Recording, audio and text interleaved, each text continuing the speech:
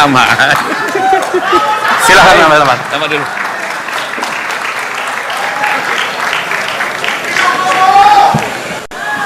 Hadirin sekalian, kita sudah masing-masing kandidat, jadi kandidat nomor urut 1 sudah berada di tempatnya, kandidat nomor urut 2 juga sudah berada di tempatnya. Kita akan mulai. Kita awali acara hari ini dengan menyanyikan lagu kebangsaan kita, lagu Indonesia Raya.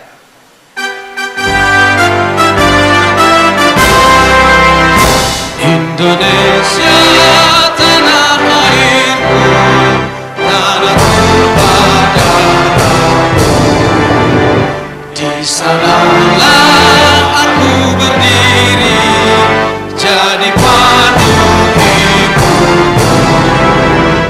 Indonesia kebangsaanku, bangsa dan tanah airku. Marilah kita berseru, Indonesia bersatu.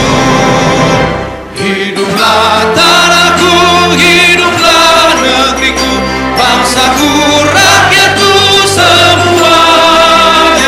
Bangunlah jiwanya, bangunlah badannya untuk Indonesia Raya. Indonesia Raya, merdeka, merdeka, tanahku, negeriku yang ku cinta. Indonesia Raya, merdeka, merdeka, hiduplah Indonesia Raya. Indonesia Raya, merdeka, merdeka, tanahku, negeriku yang ku cinta.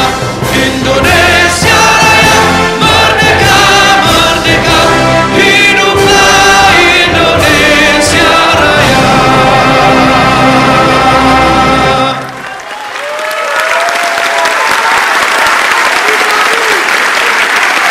Hadirin, saya persilahkan duduk kembali.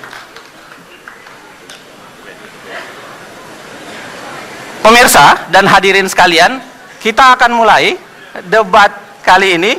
Saya berharap kita semua tenang, karena lagi-lagi jangan sampai bisa mengganggu substansi yang sebenarnya ingin disampaikan oleh pasangan nomor urut 1 dan pasangan nomor urut 2. Jadi saya harapkan penonton harap tenang dan menjaga tidak terlalu ribut di ruangan ini. Sebelum kita mulai, saya akan menjelaskan beberapa hal.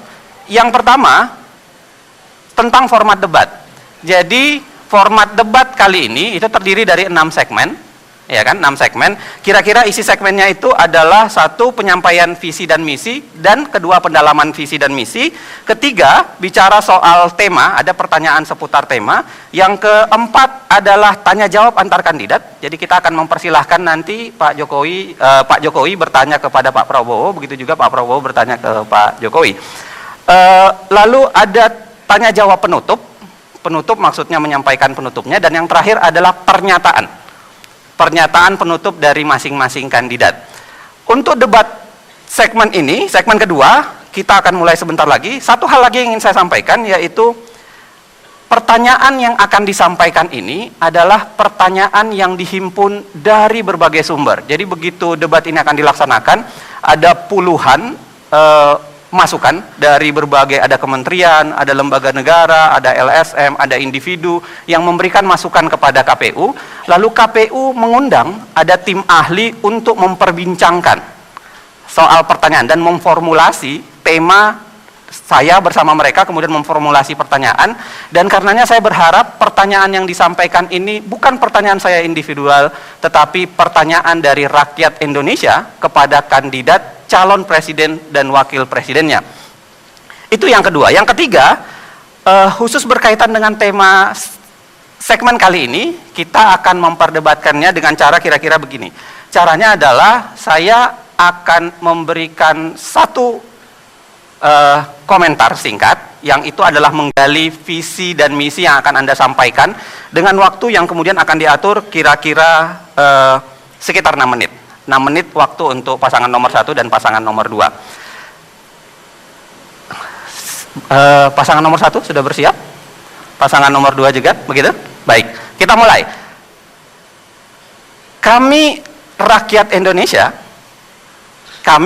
Indonesia ingin tahu apa pandangan Anda tentang agenda yang Anda anggap paling penting, paling utama, dan paling menjadi unggulan untuk dilaksanakan dalam kaitan dengan tema kita hari ini, yaitu pembangunan demokrasi, pemerintahan yang bersih, dan negara hukum.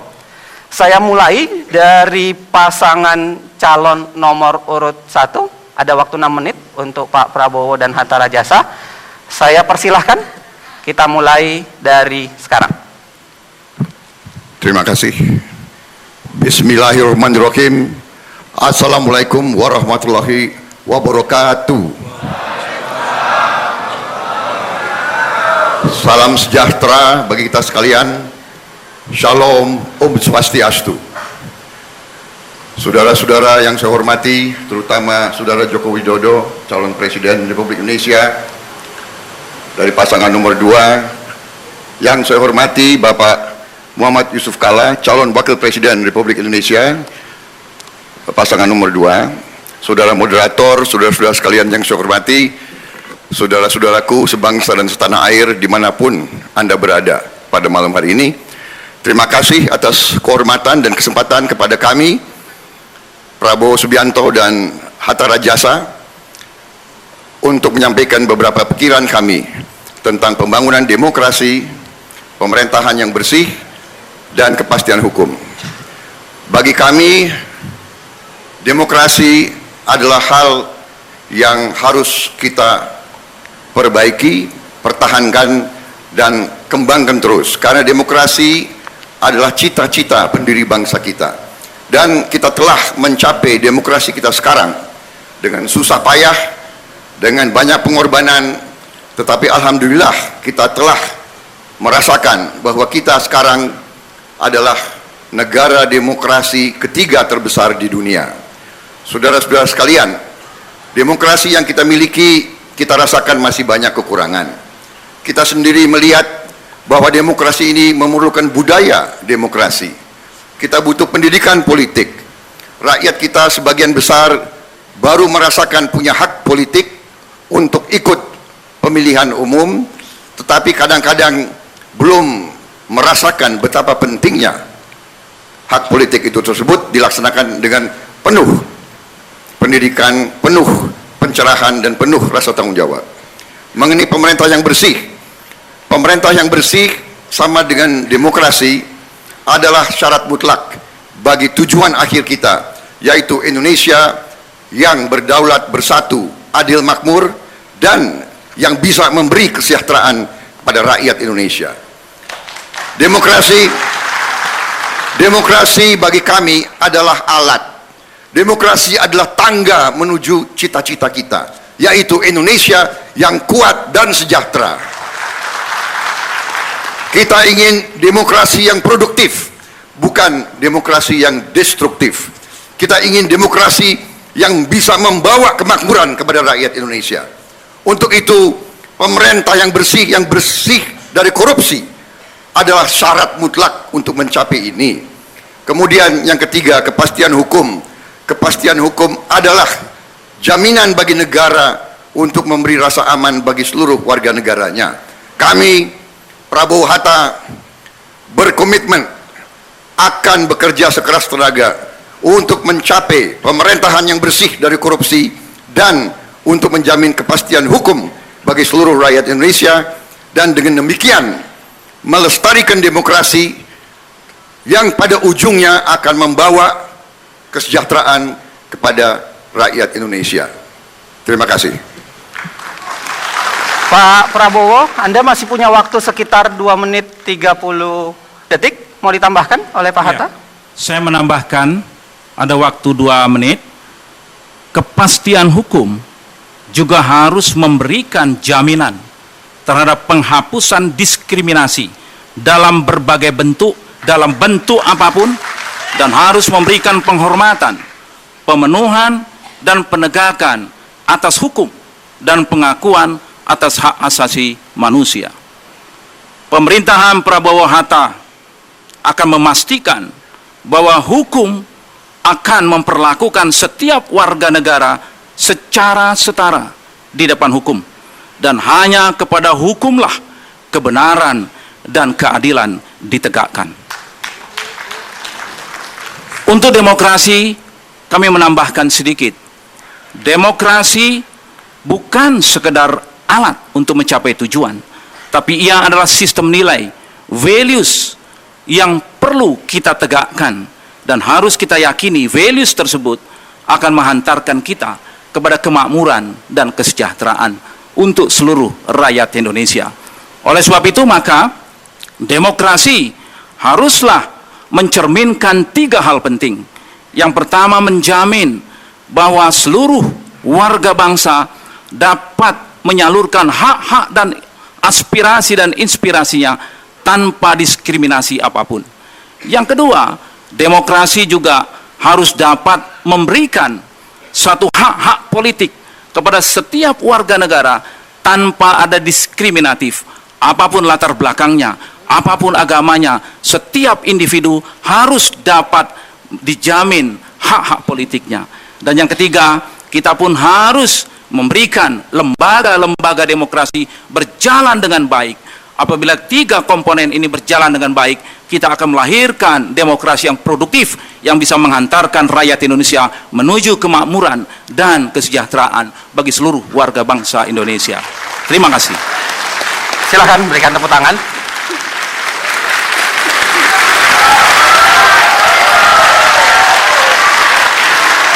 Bapak Ibu sekalian, lagi-lagi saya ingatkan, tolong jangan bertepuk tangan ketika sedang di tengah para kandidat sedang berbicara, karena kami semua khawatir, karena bukan hanya Anda yang berada di ruangan ini, pemirsa yang ada di seluruh pelosok negeri juga mau mendengarkan sesungguhnya, dan jangan sampai tepuk tangan Anda itu malah mengurangi substansi yang ingin beliau-beliau ini sampaikan. Jadi saya mohon, nanti kemudian insya Allah saya akan persilahkan Anda untuk bertepuk tangan selalu di akhir ketika pembicaraan sudah selesai. Begitu ya, saya minta kesepakatan Anda sekali lagi. Kali ini saya serahkan kepada pasangan calon nomor urut 2, Pak Jokowi dan Yusuf Kalla.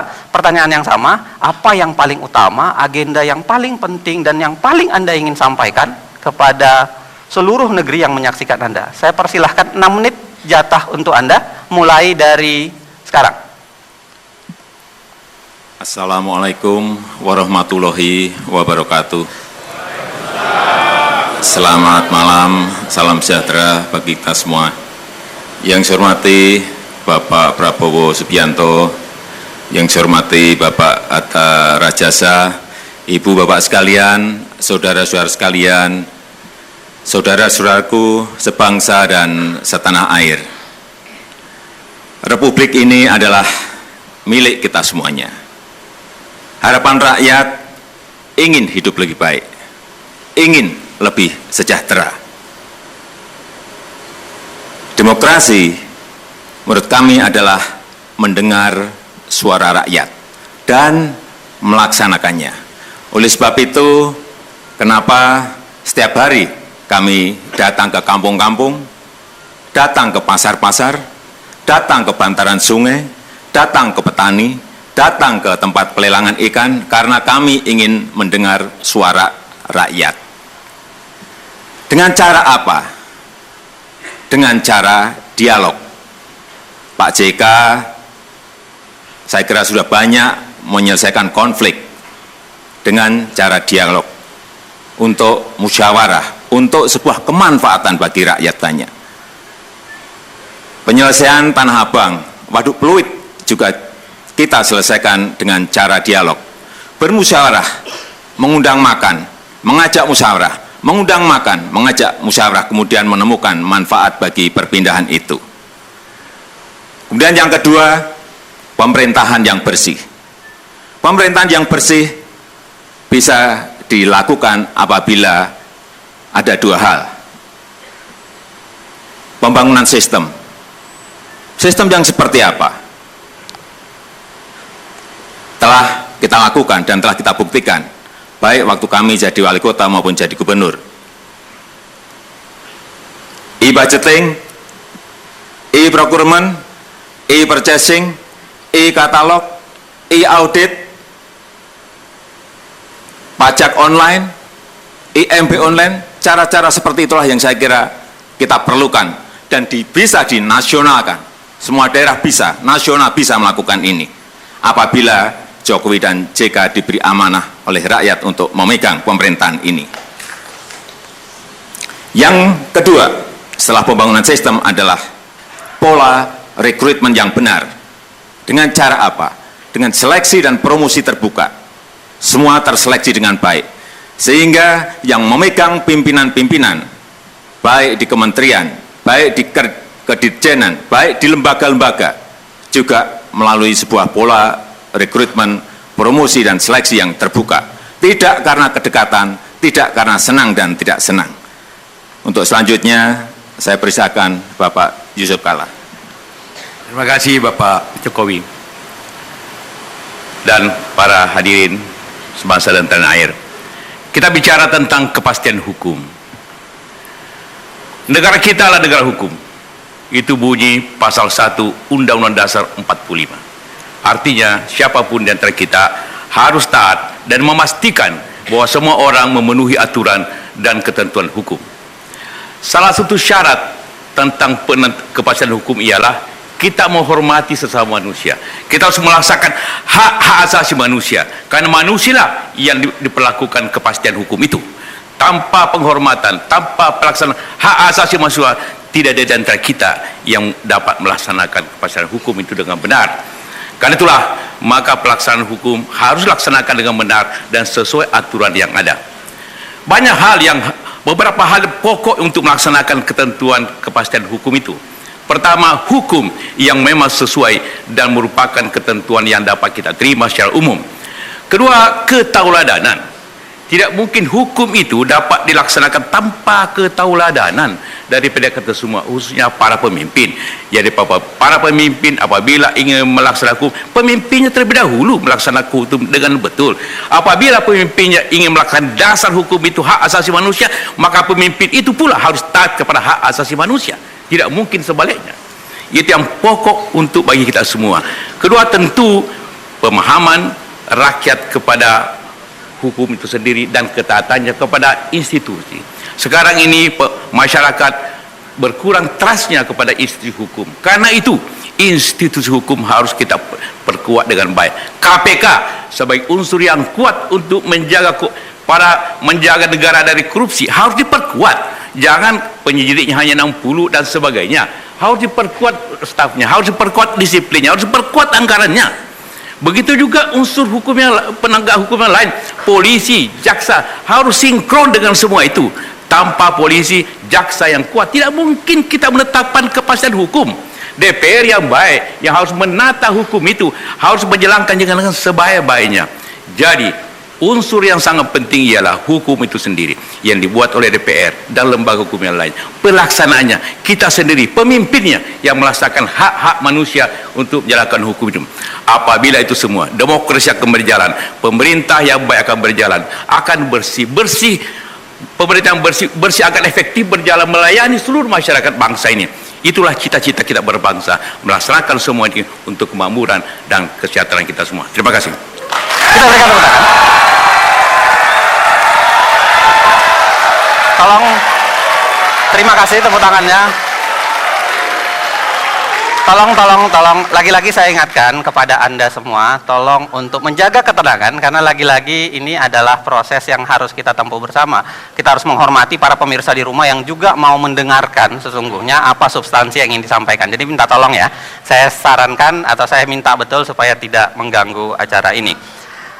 Demikian tadi misi dan visi awal pengantar.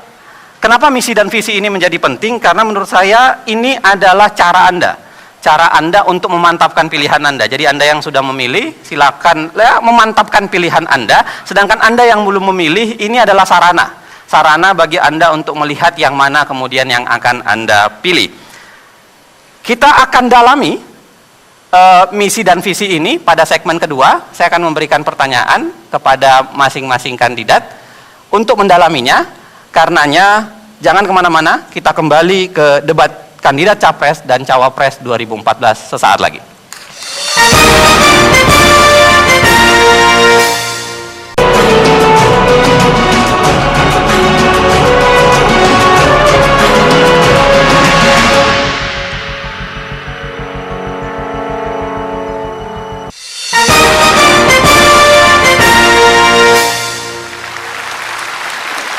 Hadirin dan pemirsa, kita lanjutkan debat, kita kembali ke debat calon presiden, Capres dan Cawapres 2014 untuk menceritakan atau menggambarkan kepada kita semua visi dan misi mereka perihal pembangunan demokrasi, pemerintahan yang bersih, dan penegakan hukum.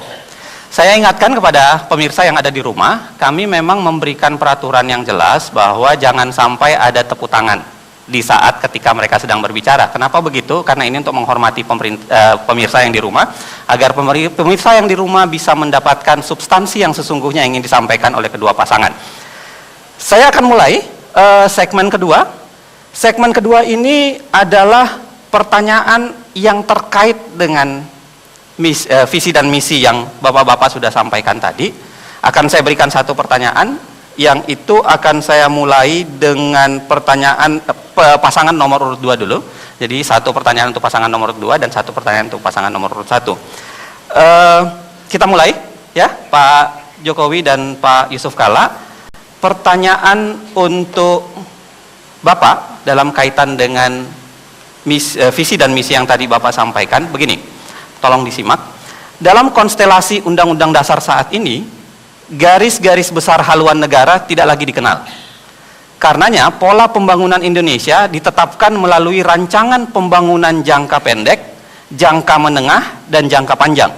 Dalam pembangunan jangka panjang, jelas diperlukan adanya kesinambungan dari pemerintah sebelumnya dengan pemerintah yang akan datang, supaya tidak ada keterputusan proses pembangunan.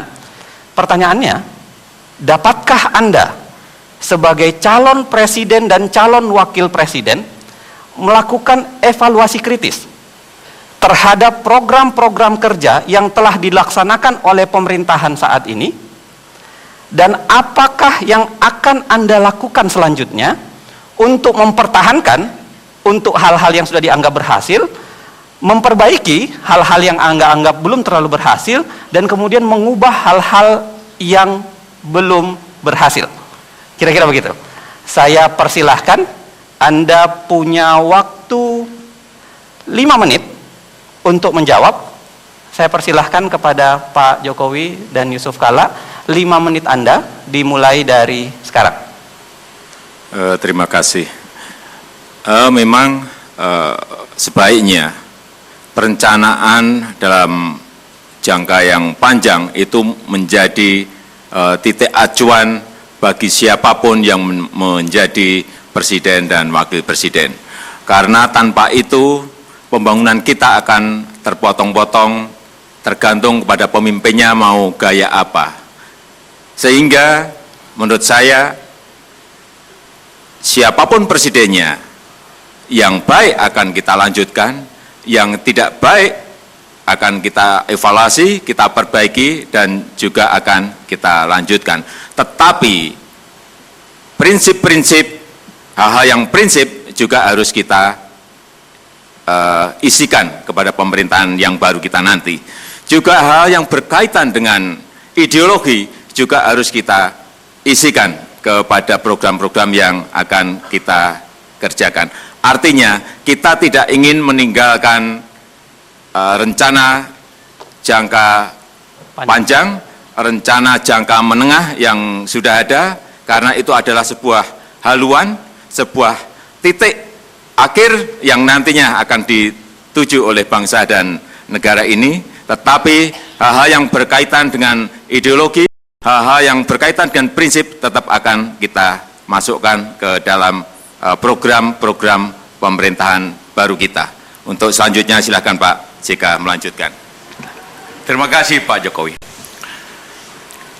Tentu kita harus melanjutkan, utamanya ialah target-target utama, tujuan berbangsa ini.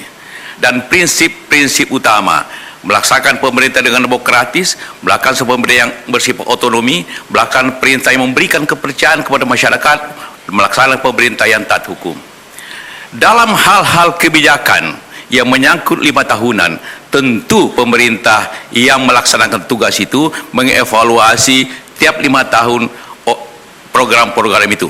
Contohnya adalah pada dewasa ini ekonomi kita merosot, defisit banyak, anggaran kita tidak berfungsi dengan betul, maka tentu produksi minyak kita semua turun. Karena itulah pemerintah yang akan datang harus memperbaiki kebijakan itu. Tanpa itu negara tidak bisa berkembang. Kalau pada dewasa ini sebelumnya pertumbuhan kita 7%, sekarang menurun 5%, semua itu harus dikoreksi sehingga mencapai pertumbuhan yang lebih baik lagi. Efisiensi pemerintah yang tidak lebih mementingkan rutin dan tinggi yang tidak penting, itu harus reformasi. Karena itulah bagian kita untuk mencapai tujuan. Tanpa reformasi yang baik, begitu juga sistem pembinaan semangat kita, sehingga kita sebut revolusi mental, karena harus dirubah baik sistem pendidikan, baik sistem semangat, bagaimana hukum, jangan banyak korupsi, harus tegas semuanya. Hal-hal itulah tugas pemerintah yang akan datang untuk melaksanakan, bahwa itu membutuhkan koreksi, harus, karena pemerintah dibentuk untuk membuat perubahan. Tanpa pemerintah yang buat perubahan, bukan pemerintah yang baik untuk mencapai tujuan itu. Namun prinsip pokok tetap dijaga. Prinsip pokok tujuan, prinsip pokok asas-asasi, prinsip pelaksanaan hukum, prinsip pokok bagaimana berotonomi, memberikan kewenangan yang baik kepada daerah, karena daerah lah yang harus memutuskan itu. Bagaimana desa harus dibangun yang baik, karena desa lah yang menjadi sumber dana kita semua. Bagaimana usaha kecil harus diberikan keutamaan, karena usaha kecil lah menjadi inti dari pokok permasalahan kesejahteraan rakyat ini. Tanpa itu semua, maka kita tidak bisa mencapai pemerintah yang bersih. Bagaimana efektifnya? Pemerintah yang bersih adalah pemerintahan efektif, bukan pemerintah yang hanya besar, yang hanya gagah. Pemerintah efektif melayani secepat-cepatnya. Seperti dikatakan tadi Pak Jokowi, sistem pemerintahan apa yang lebih baik? Sistem pemerintahan yang transparan, yang terbuka, yang rakyatnya mengetahui itu. Itulah asas hubungannya antara demokrasi yang baik, pemerintahan yang baik, yang efektif, dan juga tata hukum yang baik. Mudah-mudahan itu dapat kita laksanakan. Itulah asas kita. Masih mau ditambahkan? Bapak masih punya waktu sekitar 41 menit. Silahkan kalau masih mau ditambahkan, Pak Jokowi. Dan menurut kami yang paling penting itu memang perencanaan itu penting. Rencana itu penting, tetapi yang lebih penting bagaimana melaksanakannya, bagaimana mengeksekusinya, bagaimana memutuskannya, dan bagaimana manajemen pengawasan itu bisa kita lakukan dari detik ke detik, dari hari ke hari, dari minggu ke minggu, dan dari bulan ke bulan. Terus kita lakukan manajemen pengawasan. Yang paling penting menurut saya di negara kita ini, yang paling lemah ada di manajemen pengawasan. Baik, terima kasih Pak Jokowi.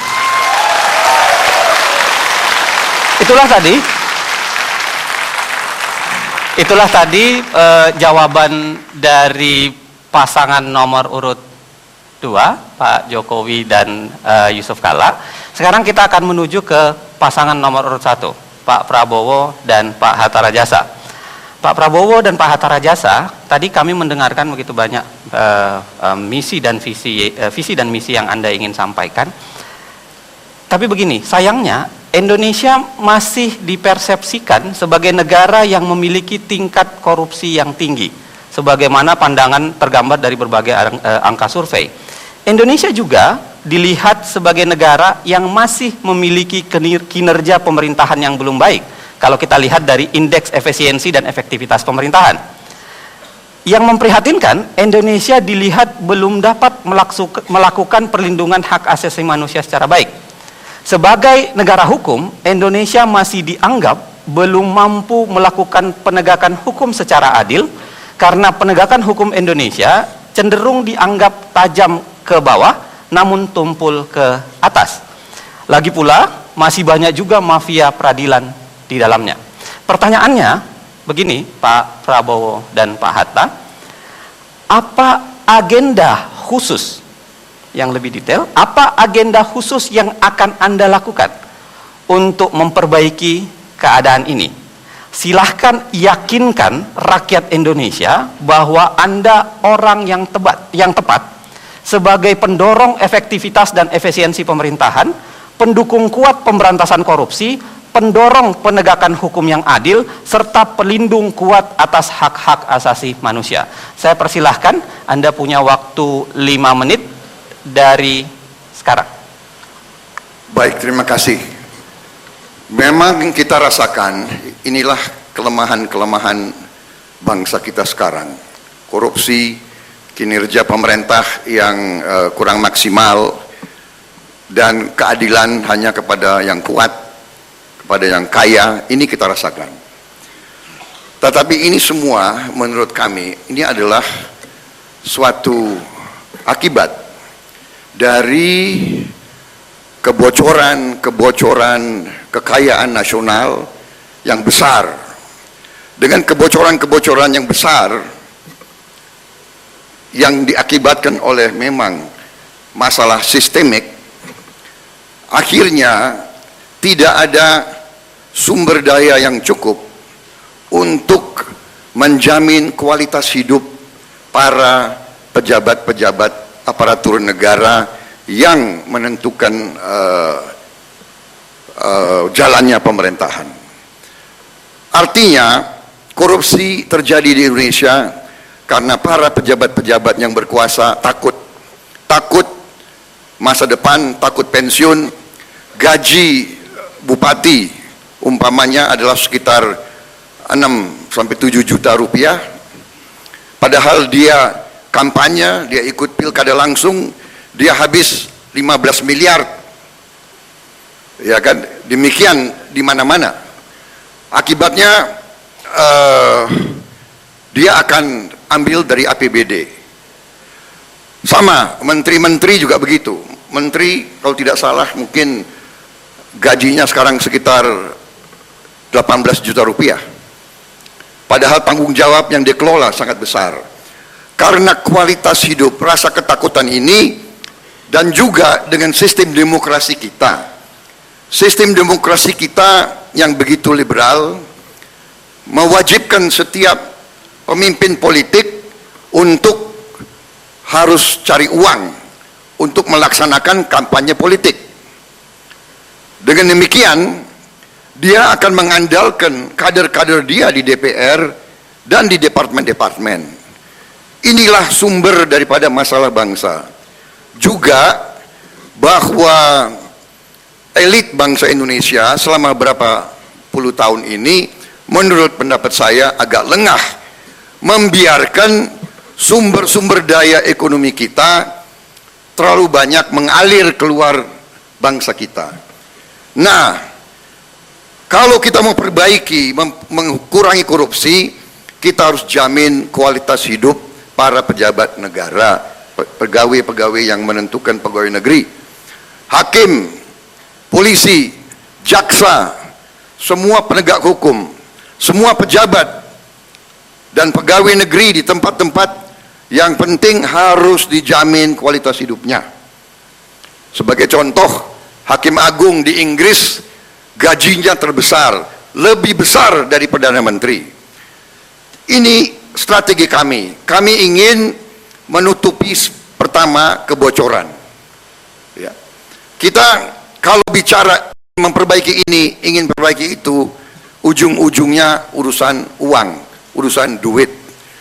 Karena itulah penegak-penegak hukum harus ditingkatkan kemampuan manajerial, kemampuan teknisnya, pendidikan, ini harus diperbaiki. Ini semua butuh investasi dana yang besar. Kemudian rekrutmen, saya sependapat dengan Pak Joko Widodo dan Pak Yusuf Kala. Kita harus rekrut orang-orang terbaik dengan sistem yang terbuka, transparansi, penggunaan teknologi informatika yang terbaru. Saya sangat sependapat, e-government, sebanyak mungkin kita menggunakan teknologi modern, kita bisa kurangi kebocoran-kebocoran itu. Dengan kita mengurangi kebocoran, kita punya dana, kita perbaiki kualitas hidup, baru kita hasilkan suatu pemerintahan yang bersih, yang bebas dari korupsi, yang berkinerja tinggi, yang melayani rakyat dan melindungi hak-hak rakyatnya.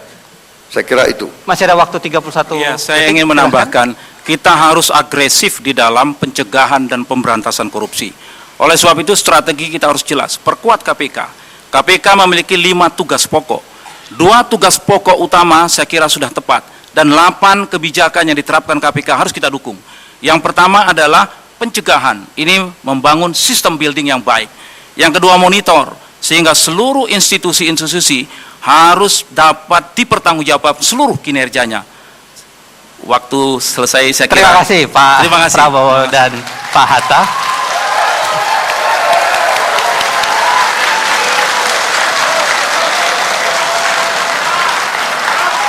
Anda sudah mendengarkan paparan yang lugas, yang jelas dari para kandidat. Anda sudah dengarkan.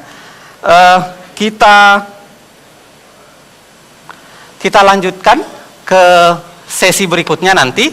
Sesi berikutnya itu adalah sesi di mana saya akan memberikan pertanyaan yang berkaitan dengan tema masing-masing satu, dan masing-masing akan menjawab dengan waktu yang akan ditentukan. Tentu ini sangat Anda nantikan, karenanya jangan kemana-mana, kita kembali debat kandidat calon presiden dan calon wakil presiden sesaat lagi.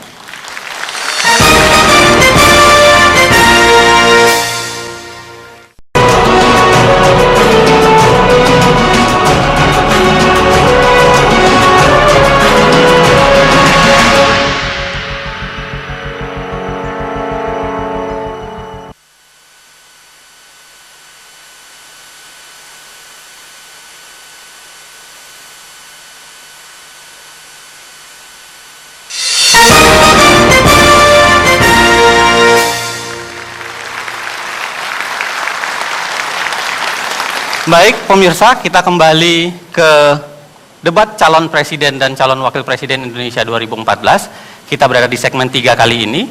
Di segmen ini, saya akan melontarkan pertanyaan dalam kaitan dengan tema ini.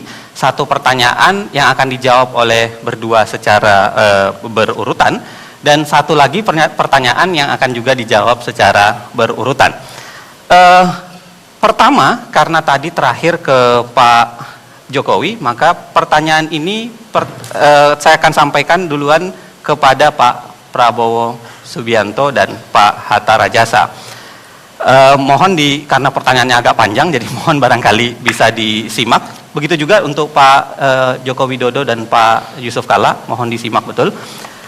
Pertanyaan pada segmen 3 ini, Anda akan diberikan waktu 4 menit untuk menjawabnya. Begini, biaya pelaksanaan demokrasi di Indonesia masih dirasakan sangat mahal. Ini terlihat dari besarnya biaya pengelolaan organisasi partai politik hingga biaya pencalonan dan pemilihan anggota parlemen. Demokrasi yang mahal ini seringkali menjadi penyebab terjadinya perilaku koruptif di kalangan pengurus partai dan anggota parlemen. Kalau kita baca data Global Barometer Corruption, menyebutkan bahwa partai politik dan parlemen adalah pelaku tindak koruptif paling utama di begitu banyak negara. Jadi bukan hanya sekadar Indonesia kasus ini. Pada saat yang sama, Anda sebagai kandidat calon presiden dan calon wakil presiden disokong oleh partai-partai yang tentu memiliki potensi mengidap masalah ini. Padahal bila Anda kelak menjabat presiden dan wakil presiden, dukungan kuat dari partai-partai politik melalui koalisi di parlemen sangat Anda perlukan agar pemerintahan dapat berjalan secara stabil. Pertanyaannya, bila Anda terpilih menjadi presiden dan wakil presiden nanti, apa langkah-langkah nyata yang akan Anda lakukan untuk menjadikan pemerintahan Anda bersih, efektif, serta stabil, pada saat yang sama mampu menghindarkan diri dari kemungkinan rongrongan partai-partai politik yang telah mendukung Anda dengan meminta Anda untuk balas budi dengan memberikan berbagai kemudahan mendapatkan uang? Begitu pertanyaannya. Saya persilahkan Pak Prabowo dan Pak Hatta Rajasa, 4 menit Kita mulai dari sekarang. Baik, memang ini adalah inti masalah yang kita hadapi sekarang. Tetapi saya percaya dengan adagium bahwa tidak ada pengikut yang jelek, hanya ada pemimpin-pemimpin yang jelek. Jadi apabila kita sebagai pemimpin, kita tegas meyakinkan para mitra kita, anggota kita, bahwa kita bergabung dengan syarat kita tidak akan merongrong anggaran negara, APBN, APBD, 1 sen pun. Ini adalah syarat saya kepada mitra-mitra saya, dan di semua partai banyak kader-kader yang baik. Di semua partai banyak patriot-patriot yang ingin bekerja untuk negara dan bangsa. Nah, inilah yang kita cari untuk bergabung, dan kita sepakat bahwa pada saat kita memimpin pemerintahan, hanya pengabdian kepada rakyat dan bangsa itu menjadi motif utama kita. Jadi kita sudah sepakat APBN dan APBD tidak boleh kita kurangi 1 sen pun. Nah, bagaimana caranya untuk memenuhi kebutuhan demokrasi yang membutuhkan biaya dan ongkos politik? Saya sangat percaya bahwa ekonomi kita sangat besar, potensi kita sangat besar, kekayaan kita sangat besar. Kita harus mewujudkan suasana masyarakat yang modern, bahwa masyarakatlah yang harus merasa ingin menyumbang kepada partainya. Ini strategi yang kita harus terapkan. Kita harus minta anggota kita untuk berkorban mendukung perjuangan partai. Saya kira itu salah satu strategi yang bisa kita terapkan. Silahkan Ya, Pak Hatta. saya menambahkan, yang pertama, Presiden dipilih langsung oleh rakyat. Oleh sebab itu, Presiden memegang mandat rakyat, bertanggung jawab kepada rakyat, bukan kepada partai politik. Oleh sebab itu, jangan pernah permisif dan jangan pernah dalam koalisi tunduk kepada apa yang dimaui oleh partai-partai politik yang ada dalam koalisi. Oleh sebab itu, tegas di dalam menjalankan pemerintahan sesuai dengan visi misi yang dikembangkan, sesuai dengan RPJMN yang dikembangkan, dan sesuai pula dengan pembangunan jangka panjang sebagai guidance kita. Yang kedua, yang paling penting dan ini sangat mendasar, yaitu kita jangan menempatkan pemilihan SDM, baik menteri maupun pejabat-pejabat penting, itu didasarkan kepada alokasi kepada partai-partai politik. Ini harus tegas dan dijadikan budaya siapapun presidennya. Oleh sebab itu, yang terpenting nantinya itu adalah memberikan kesempatan kepada putra-putri terbaik. Dalam bahasa yang lebih sederhana adalah kabinet ahli atau second kabinet. Dan yang ketiga, yang paling penting juga adalah di dalam pembiayaan. Tadi dikatakan demokrasi kita yang sangat mahal, maka pemerintahan mendatang harus melakukan evaluasi kritis terhadap cara kita melaksanakan pemilihan pilkada, pemilihan legislatif yang tadi dikatakan syarat dengan uang. Oleh sebab itu, kami bertekad nanti akan menyempurnakan ini. Demokrasi harus sederhana, murah, dan tidak membebani rakyat. Dan demokrasi harus menghasilkan putra-putri terbaik, apakah ia akan ada di legislatif, apakah ia akan menjadi bupati, wali kota, gubernur, atau menjadi presiden dan wakil presiden. Jadi demokrasi yang betul-betul dari rakyat untuk rakyat dan betul-betul menuju kepada kemakmuran. Terima kasih Pak Hatta Rajasa dan Pak Prabowo.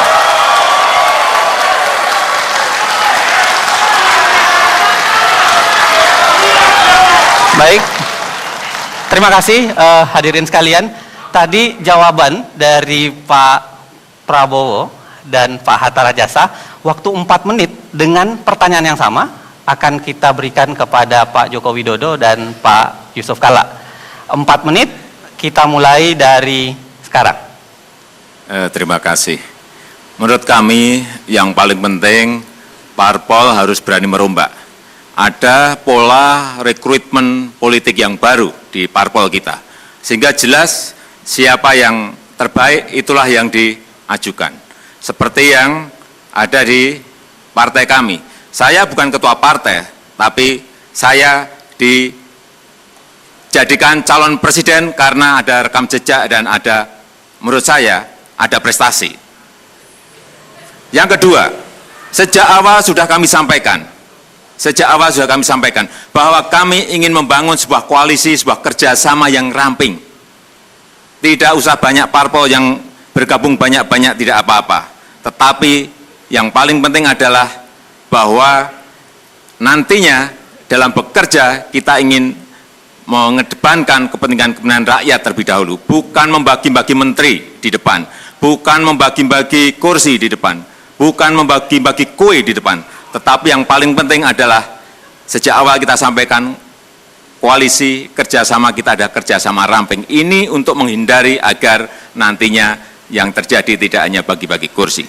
Kemudian yang ketiga, dalam melaksanakan kampanye, kami juga ingin mendapatkan dukungan rakyat dari sisi pendanaan. Oleh sebab itu kami membuka rekening gotong royong, sumbangan dari rakyat yang nantinya akan diaudit oleh lembaga yang kredibel, sehingga kami tidak bisa ditekan oleh siapapun, karena biaya kami akan kami buka secara transparan. Kami mempunyai rekam jejak untuk itu. Silakan dilanjutkan, Pak. Silakan, Pak. Terima kasih. Kita menyadari memang bahwa biaya politik kita mahal akibat begitu banyak pilkada, begitu banyak pemilu di tanah air ini. Maka tentu yang harus kita perbaiki ialah sistem itu sendiri. Bagaimana pilkada disatukan lebih banyak sehingga efisiensi baik partai baik dan termasuk negara. Kedua, bagaimana rekrutmen menjadi hal yang sangat penting, bagaimana caranya tidak lagi seperti tahun lalu seperti ini.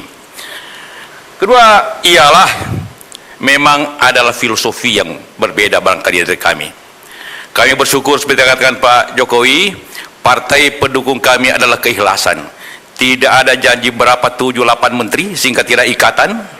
Tidak ada janji siapa menjabat apa, menteri apa lebih tinggi, jabatan lebih, kami tidak ada. Ini keikhlasan, ini tidak ada beban sama sekali. Ya kan? Itu yang menyebabkan kami biaya murah. Kalau biaya murah pasti tidak ada tekanan. Kalau biaya mahal ada tekanan, gitu kan?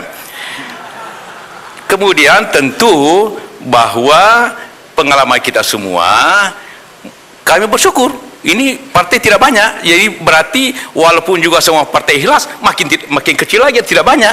Jadi tidak Pak Moderator, apa yang diharapkan disangkakan bahwa kami akan tertekan, tidak sama sekali, karena semua ikhlas. Jadi itulah keikhlasanlah, ketujuanlah yang akan membentengi semua akibat negatif apabila akan terjadi dugaan-dugaan ini. Insya Allah kami akan bebas, kami sampaikan ke seluruh rakyat, kami akan bebas daripada itu, karena memang keikhlasan mendasari kita semuanya. Terima kasih. Pak Joko Widodo. Pak Joko Widodo masih ada waktu 31 detik. Silahkan kalau masih mau ditambahkan. Ya, tradisi yang baru ini harus kita mulai. Bahwa yang menjadi capres tidak harus ketua umum partai. Seperti saya dan Pak JK, bukan ketua umum partai. Ini tradisi baru yang harus kita mulai. Dan saya kira dengan cara-cara seperti ini, nanti yang akan maju adalah yang terbaik, bukan yang ketua partai. Terima kasih. Silakan tepuk tangan.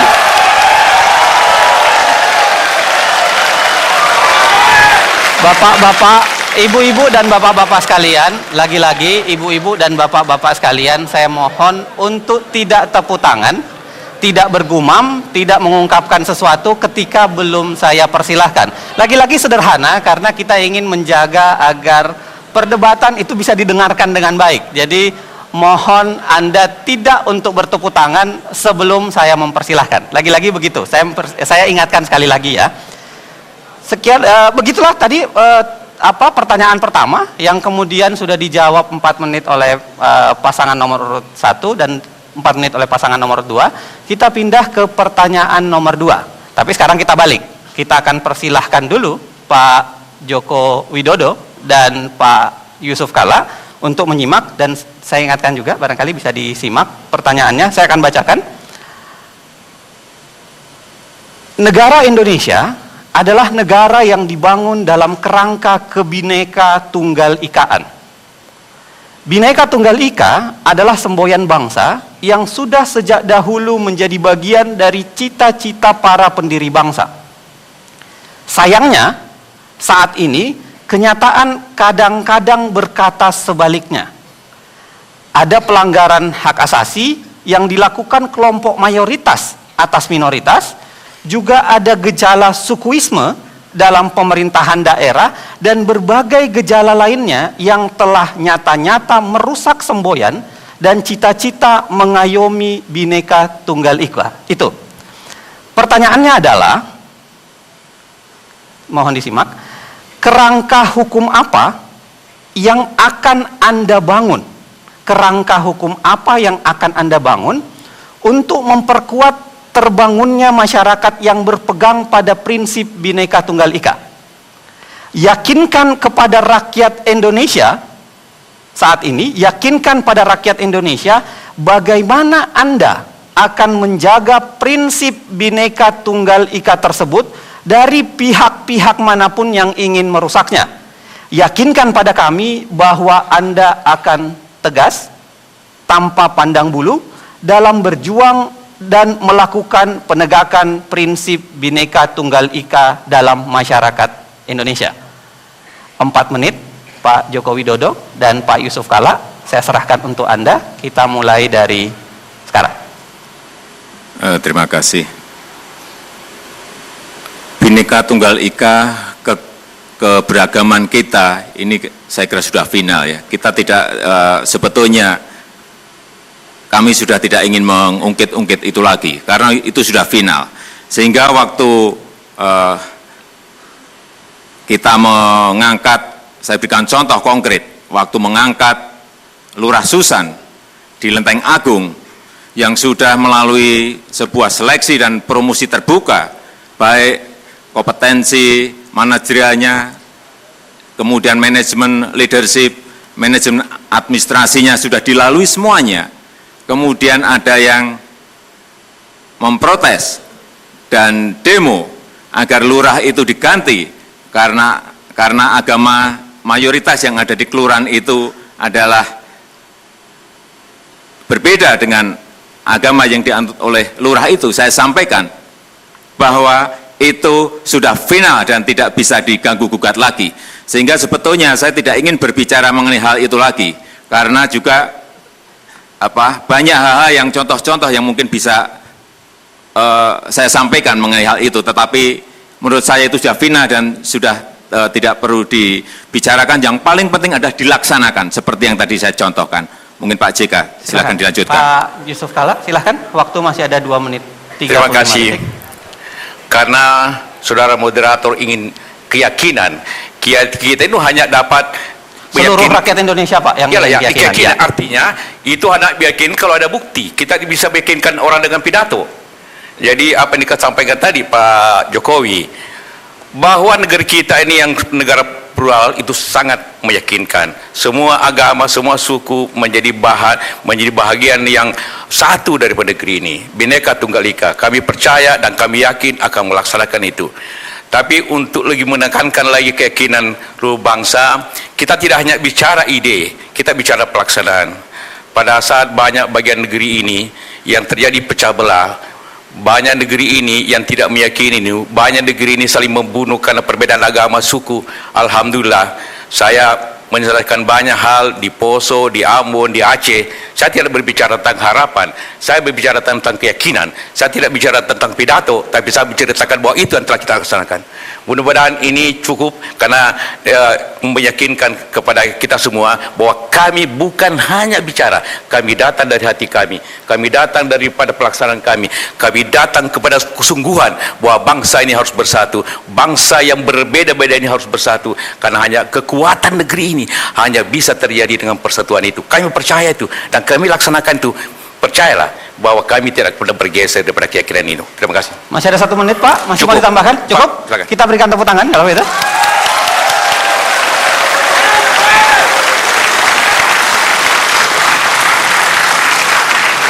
Pak Prabowo dan Pak Hatta Rajasa.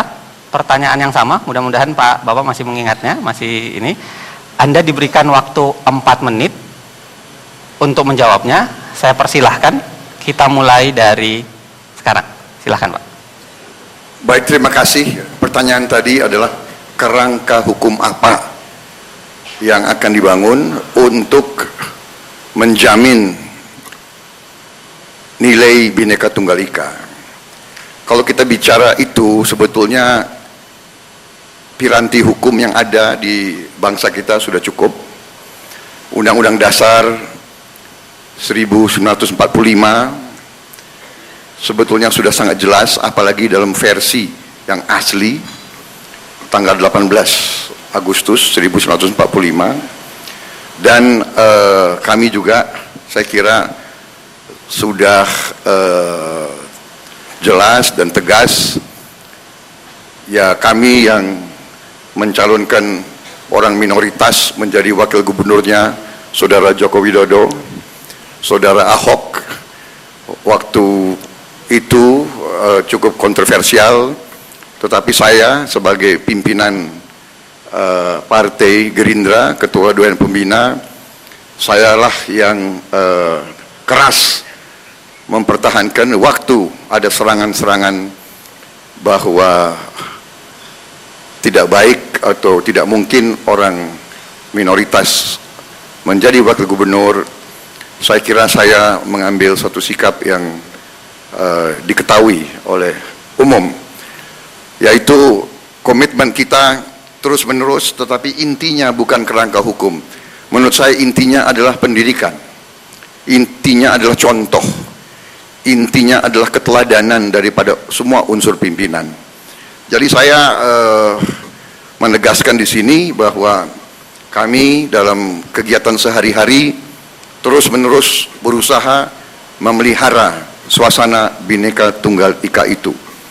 Dalam rekrutmen politik kita benar-benar menjaga Bhinneka Tunggal Ika. Memberi kesempatan politik juga demikian. Jadi kerangka hukumnya sudah bagus, tinggal penegakannya dan keteladanan yang harus diberikan. Dan untuk itu saya kira komitmen Partai Gerindra itu sangat jelas. Partai-partai lain juga di tempat kami sangat jelas.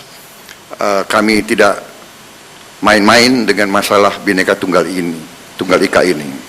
Pak Hatta.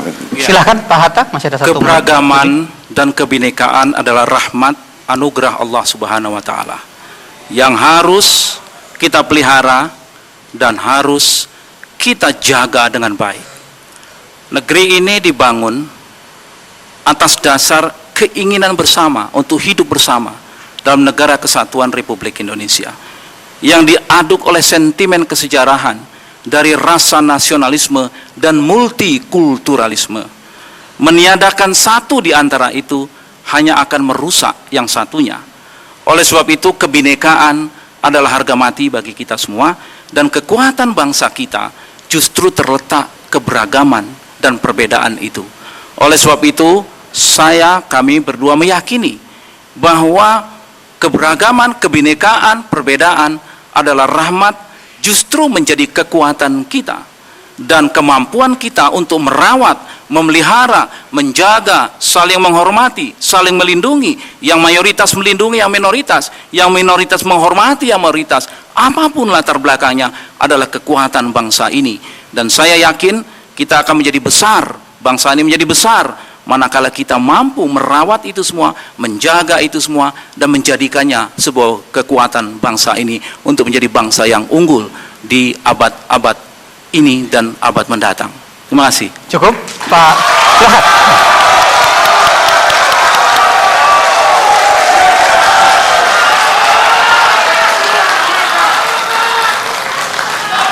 Anda sudah mendengarkan jawaban masing-masing kandidat, pasangan nomor urut 1 dan pasangan nomor urut 2. Kita akan pindah ke segmen keempat sesaat lagi. Segmen 4 ini barangkali akan jauh lebih seru, karena segmen 4 ini adalah para kandidat akan saling bertanya.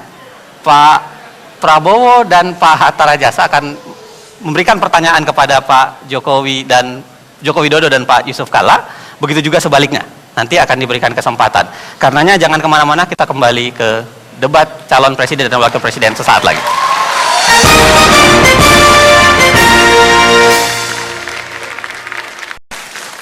Pemirsa dan hadirin sekalian, kita akan lanjutkan perdebatan ini masuk ke sesi yang keempat. Sesi yang keempat itu seperti yang saya sampaikan tadi, masing-masing pihak akan memberikan satu pertanyaan kepada pihak yang satunya. Tapi dengan aturan kira-kira begini Pak, Pak Joko Widodo dan Pak Yusuf Kalla, begitu juga Pak Prabowo dan Pak Hatta Rajasa, Anda diberikan kesempatan untuk bertanya 1 menit, lalu kemudian akan dijawab 3 menit, lalu akan diklarifikasi, akan ditanggapi lah jawaban itu selama 3 menit, dan kami memberikan lagi 3 menit terakhir kepada Anda. Jadi dia akan berlempar 1 pertanyaan, 3 menit jawaban, 3 menit tanggapan, lalu 3 menit klarifikasi terakhir. Kira-kira begitu Pak aturannya. Nah, kita akan mulai dengan pertanyaan yang pertama. Saya akan berikan kesempatan, dibalik lagi. Saya berikan kesempatan dulu kepada pasangan nomor urut 1, Pak Prabowo dan Pak Hatta Rajasa, untuk bertanya 1 menit kepada Pak Joko Widodo dan Pak JK, lalu saya kembalikan ke Anda 3 menit, lalu akan kembali lagi ke mereka 3 menit. Ya, saya persilahkan, Anda persilahkan membaca atau menyampaikan pertanyaan dari Anda. Pertanyaan apa yang sangat Anda ingin sampaikan kepada kandidat nomor urut 2? Saya berikan kesempatan 1 menit, dimulai dari sekarang. Silahkan. Baik, terima kasih Saudara Joko Widodo. Seandainya Anda jadi presiden, ada satu hal yang ingin kami tanya, yaitu tentang pemilihan kepala daerah, bupati dan wali kota. Setelah dihitung, kalau pemilihan langsung 500 bupati kepala daerah, bupati wali kota itu kurang lebih membutuhkan biaya 13 triliun kalau pemilihan langsung. Kalau pemilihannya lewat DPRD, berarti kita menghemat 13 triliun. Bagaimana sikap Bapak tentang hal itu? Kemudian bagaimana sikap Bapak tentang tuntutan atau harapan banyak daerah ingin terus menambah pemekaran kabupaten-kabupaten dan provinsi-provinsi baru. Padahal beban terhadap anggaran nasional sudah sangat-sangat berat. Cukup Pak Prabowo dan Pak Hatta Rajasa. Pertanyaannya jelas ya. Jadi silahkan Anda diberikan kesempatan untuk menjawab 3 menit pertanyaan tersebut. Saya mulai dari sekarang. Silahkan. Sebagai bentuk dari kedaulatan rakyat, saya kira pemilihan langsung kepala daerah, baik bupati, wali kota maupun gubernur, tetap dilaksanakan seperti sekarang. Hanya caranya yang teknisnya yang harus mungkin kita perbaiki. Dilaksanakan serentak untuk mengurangi biaya, baik di sebuah provinsi atau mungkin bisa di dalam sebuah negara. Tetapi ini memerlukan transisi yang agak lama. Kemudian yang kedua, mengenai pemekaran, tempat-tempat yang memang sangat diperlukan untuk dimekarkan dalam rangka lebih mengembangkan provinsi atau daerah itu, tidak ada masalah. Tetapi dengan catatan, apabila nantinya sudah dimekarkan dan mereka tidak bisa mandiri dan mereka hanya membebani, bisa ditarik kembali dan dihapuskan lagi. Pemberiannya diperketat, pemberiannya dicek yang betul, dan yang paling penting jangan sampai ada lobby-lobby lagi, jangan sampai ada dengan cara menekan-menekan ke pusat, tetapi betul-betul dengan kalkulasi dan perhitungan yang betul-betul cermat, teliti, karena jangan sampai anggaran kita habiskan untuk pemekaran dan tidak menyasar pada pelayanan kepada masyarakat, tidak menyasar pada pembangunan di wilayah itu. Mau ditambahkan Pak Yusuf Kalla? Iya, terima kasih. Memang sistem pilkada kita yang begitu banyak, maka Indonesia merupakan negara yang mempunyai pemilu yang terbanyak di dunia ini. Karena itulah maka, namun demikian pemilihan kepala daerah dijamin oleh Undang-Undang Dasar dan juga Undang-Undang bahwa pemilihan kepala daerah harus demokratis. Dalam Undang-Undang dikatakan pemilihan langsung. Tentu yang sangat penting di sini, kita tidak akan hanya sekedar mengembalikannya kepada pilkada, tetapi menjamin proses pemilu kada itu berlangsung efisien. Contohnya tadi saya jelaskan bahwa kalau sekarang ada begitu satu provinsi berbeda-beda harus disatukan.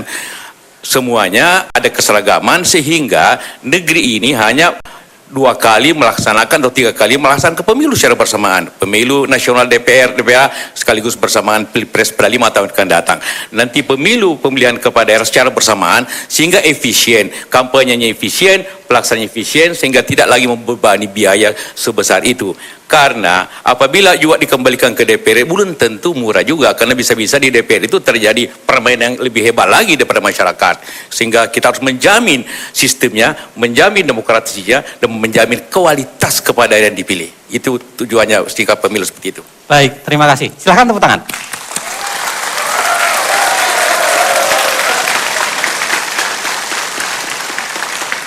Pak Prabowo dan Pak Hatta Rajasa sudah mendengarkan barangkali dan mencatat, saya lihat tadi. Anda silahkan memberikan tanggapan, catatan kritis juga boleh terhadap jawaban yang diberikan dari Pak Joko Widodo dan Pak Yusuf Kalla. Anda punya waktu 3 menit, saya persilahkan dari sekarang. Silahkan. Ya, saya diberi kesempatan Pak Prabowo untuk menanggapi. Walaupun tadi itu belum dijelaskan seperti apa yang disebut efisien itu, masih kualitatif, belum terukur, tapi memang kita harus melaksanakan sebuah pemilihan yang lebih sehat, yang lebih terukur, yang tidak terlalu boros dengan biaya. Walaupun Undang-Undang Dasar 45 kita tidak mewajibkan pemilihan presiden, bupati, wali kota, gubernur, secara sebagai presiden, namun pilihan tersebut saat ini kalau melalui DPR memang masih memerlukan transisi waktu yang cukup kita perlukan. Oleh sebab itu memang esensinya adalah pemilihan langsung itu memang itulah yang dikehendaki oleh rakyat saat ini, namun memang harus kita lakukan dalam kondisi atau keadaan yang betul-betul bisa tidak membebani biaya yang tinggi. Misalkan kalau kita ambil contoh saat ini sedang digagas untuk pemilihan secara serentak. Saya kira serentak ini akan menghemat biaya yang cukup menekan, cukup murah, dan ini memerlukan waktu yang ke depan ini untuk segera kita persiapkan dengan baik. Ya, ini pandangan kami terhadap itu. Masih ada Pak Prabowo barangkali mau menambahkan? Mohon saya begitu jelas tentang pemekaran. Kriteria apa yang Bapak, ya daerah mana? Kalau satu daerah minta, daerah lain juga minta dan tidak dikasih, ini kira-kira bagaimana? Dari segi penghematan anggaran dan dari segi keadilan antara daerah. Ada satu kabupaten sebagai contoh yang jumlah penduduknya hanya 20.000, tapi dikasih pemekaran. Di mana rasa keseimbangan keadilan dengan kabupaten yang umpamanya jumlah penduduknya 3 juta umpamanya. Jadi kami mohon ada suatu sikap ketegasan, kira-kira kriteria apa mengizinkan pemekaran baru dan tidak mengizinkan pemekaran baru. Apakah jumlah penduduk, apakah luas wilayah, apakah keamanan atau letak geografis, kira-kira di mana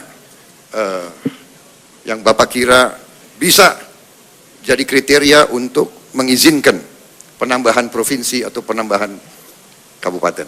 Baik, terima kasih. Silakan tepuk tangan.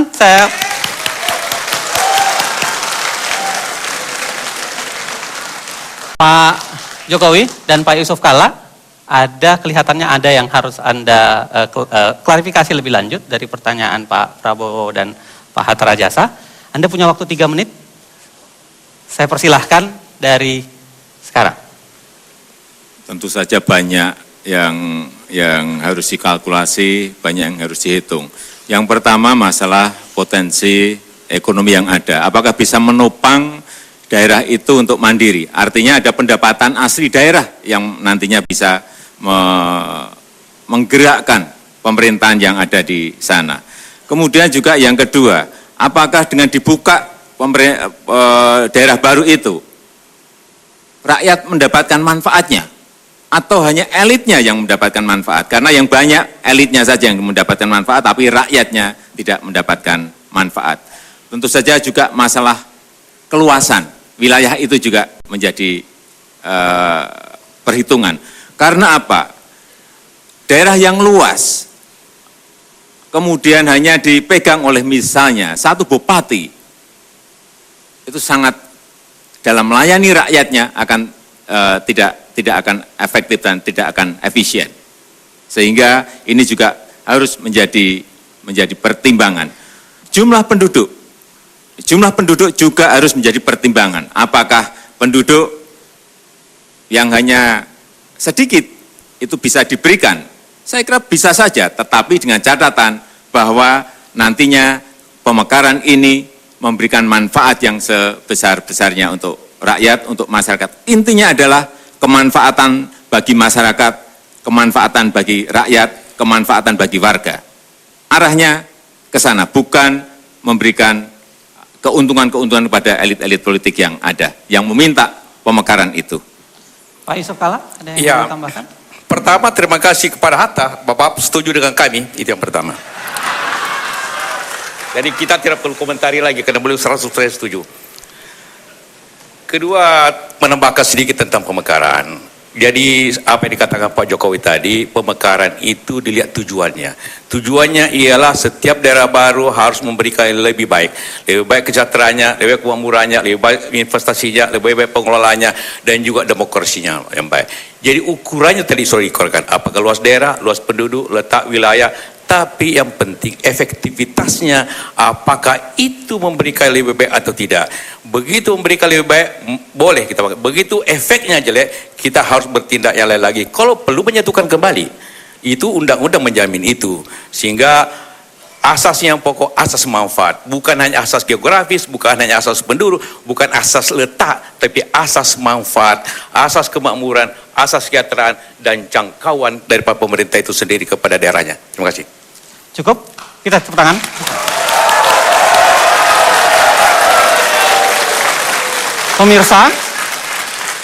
Pemirsa dan hadirin sekalian, pertanyaan pertama tadi dari pasangan nomor urut 1 ke pasangan nomor 2 sudah kita laksanakan. Sekarang kita balik. Jadi pertanyaan dari nomor urut 2, Pak Jokowi dan Pak Yusuf Kalla, kepada Pak Prabowo dan Pak Hatta Rajasa. Anda punya waktu 1 menit, Pak. Saya persilahkan mulai dari sekarang. Terima kasih Pak Jokowi. Tadi dalam awal pembicaraan ini, Pak Hatta mengungkapkan tentang visi misinya yang saya kutip, melindungi rakyat dan berbagai bentuk diskriminasi, gangguan, dan ancaman serta menjunjung tinggi hak-hak asasi manusia. Itu dari Bapak. Kedua, dari Pak Prabowo mengatakan, tiada pengikut yang salah, hanya pemimpin yang salah. Sekarang pertanyaannya, bagaimana Bapak ingin menyelesaikan pelanggaran hak asasi manusia masa lalu dan menjaga hak asasi dipertahankan pada masa datang? Itu aja. Silahkan, kalau ada yang mau tepuk tangan silahkan.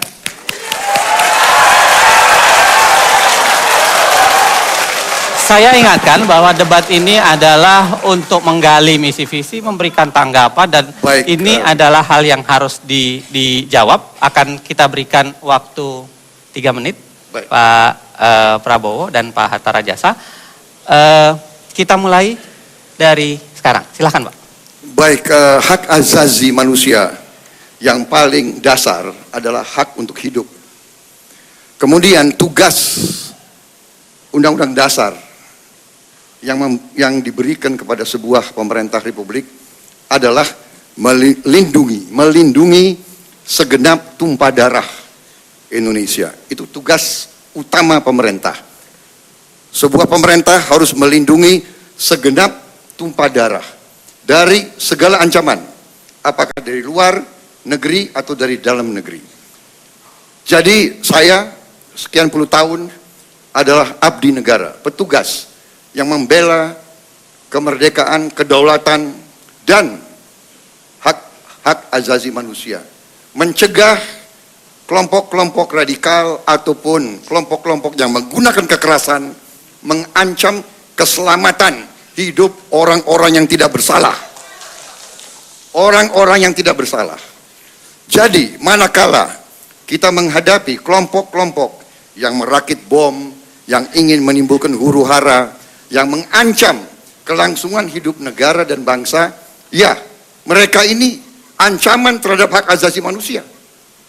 Nah, karena itu, kewajiban seorang petugas, kewajiban seorang pembela negara dan bangsa melindungi segenap tumpah darah dari ancaman-ancaman tersebut. Dalam pelaksanaan tugas sebagai prajurit, manakala kita melaksanakan tugas dengan sebaik-baiknya, yang menilai itu adalah atasan. Jadi saya mengerti, Pak, arah Bapak. Tidak apa-apa. Tidak apa-apa, tidak apa-apa, ya. Saya tidak apa-apa, tetapi saya ada di sini, saya sebagai mantan prajurit telah melaksanakan tugas dengan sebaik-baiknya. Selebihnya atasan yang menilai. Apakah saya, kan arah Bapak kira-kira gitu, bahwa saya tidak bisa menjaga HAM karena saya pelanggar HAM. Kira-kira itu kan Bapak arahnya. Iya kan? Padahal Bapak tidak mengerti, justru kami ini di tempat-tempat yang susah, di mana-mana sering harus ambil tindakan untuk keselamatan rakyat Indonesia yang banyak. Sebagai contoh, di negara kita, di Singapura, tetangga kita, memegang bom saja itu hukuman mati, wajib. Memegang saja, tidak melaporkan. Apalagi merakit, apalagi menyebarkan. Jadi saudara Pak Yusuf Kalla, saya bertanggung jawab dan hati nurani saya bersih. Saya pembela hak asasi manusia yang paling keras di Republik ini. Saya tidak ragu-ragu. Cukup Pak Prabowo. Silahkan tepuk tangan.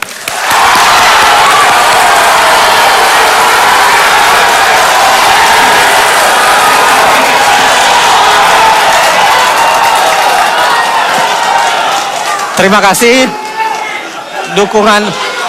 Tolong para hadirin sekalian, tolong lagi-lagi kita memberikan dukungan dengan batasan yang sudah kita sepakati tadi. Dan ini adalah penyampaian visi dan misi, dikaitkan dengan visi dan misi. Jadi pertanyaannya juga kira-kira ke arah yang sana. Ada waktu 3 menit dari Pak Joko Widodo dan Pak Yusuf Kalla untuk memberikan catatan terhadap dukungan, bisa catatan terhadap apa yang disampaikan oleh Pak Prabowo. Saya persilahkan 3 menit dari sekarang. Ya, tadi yang disampaikan oleh Pak Prabowo belum, mungkin saking semangatnya belum disampaikan hal-hal yang konkret ke depan akan dilakukan apa. Kemudian yang kedua juga belum dijawab mengenai masalah diskriminasi. Tadi juga ditanyakan oleh Pak Yusuf Kalla, juga belum dijawab karena terlalu semangatnya menjawab masalah hak asasi manusia. Oleh sebab itu kami mohon agar ini lebih diberikan perhatian lagi masalah pertanyaan yang disampaikan oleh Bapak Yusuf Kalla. Pak Yusuf Kalla mau ditambahkan? Ya, terima kasih tadi atas beberapa penjelasannya. Maaf Pak, tadi saya masalah diskriminasi dan sebelum diskriminasi. Diskriminasi dan bagaimana konkretnya? Ya, bagaimana konkretnya, pelaksanaan konkretnya ada 2 hal yang seperti belum. apa? Pak Yusuf Kalla mau Ya. menambahkan? Masih Anda punya waktu 2 Iya. menit. Pak Prabowo, terima kasih atas tadi penjelasannya. Pertanyaannya lebih minta penjelasan lagi. Bapak tadi mengatakan bahwa semua pelanggaran itu pakai bom. Apakah tahun 98 itu? Tidak semua. Tidak hanya semua ya. Yang Pak jelas Prabowo, tidak semua Pak pakai Prabowo. bom. Oke. Jadi tidak semua diselesaikan dengan alasan bom, gitu Pak ya? Pak Yusuf Kalla, mohon pertanyaannya jangan langsung direct, tetap pada saya, nanti akan saya persilakan. Begitu juga Pak Prabowo, mohon ya. Oke. Saya silakan Pak, silakan dilanjutkan. Masih ada punya waktu 1 menit. Iya. Jadi tidak semua pelanggaran HAM itu karena bom. Jadi tentu tidak semua harus dilakukan dengan kekerasan balik, gitu Pak ya. Kedua pertanyaannya, Bapak mengatakan tadi terserah penilaian atasan. Apakah penilaian atasan Bapak waktu itu? Minta maaf karena saya tidak menganggap waktu itu, tapi Bapak menjawab tadi begitu. Sehingga karena yang banyak suatu penilaian lain. Jadi apa penilaian atasan Bapak tentang bagaimana menyelesaikan HAM pada masa lalu? Cukup? Cukup. Itu ya. Kita berikan tepuk tangan.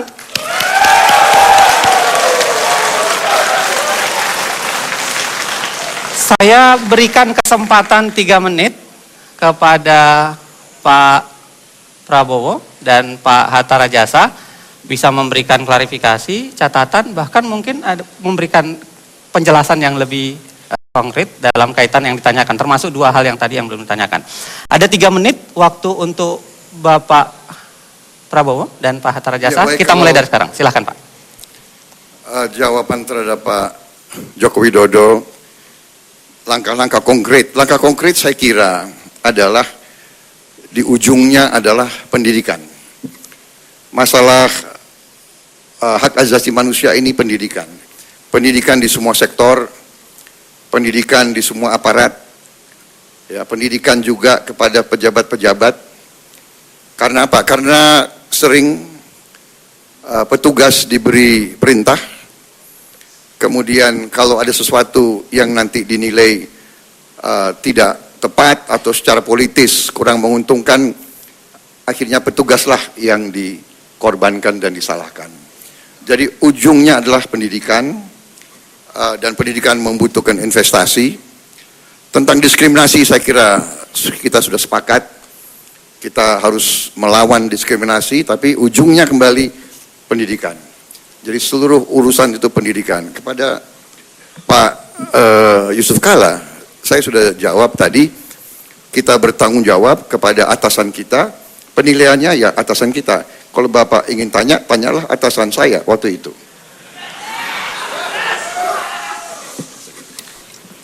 Ada yang mau disampaikan lagi? Pak Hatta Rajasa, barangkali Iya. masih ada waktu 1 Saya kira menit. tadi yang disampaikan, ditanyakan Pak Yusuf Kalla kepada saya soal diskriminatif dan Pak Jokowi juga, memang salah satu hal yang paling mendasar menyangkut hak-hak warga negara kita adalah jangan sampai ada diskriminatif dalam perlakuan hukum.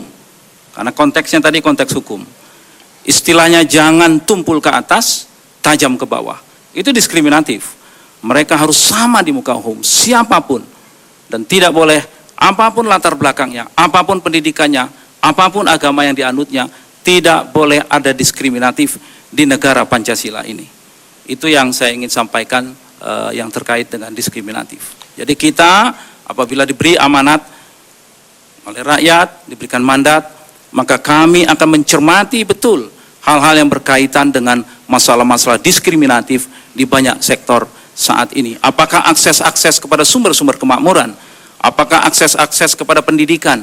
Apakah akses-akses kepada sumber-sumber daya alam, penggunaan lahan dan sebagainya? Masih banyak terjadi diskriminasi perlakuan terhadap warga negara kita. Oleh sebab itu ini menjadi perhatian kami yang sangat serius apabila mendapatkan mandat dari rakyat. Terima kasih. Cukup Pak. Terima kasih. Anda silakan tepuk tangan.